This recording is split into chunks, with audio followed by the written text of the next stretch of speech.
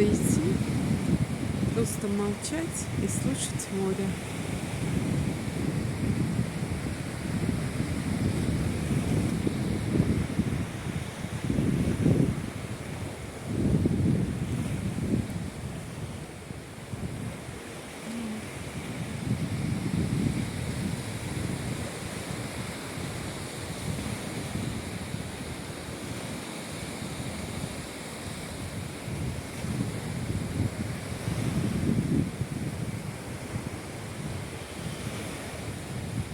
Как жаль, что на видео нельзя передать запах морских водорослей, вот этого йода Балтийского моря, свежесть воды и ветра.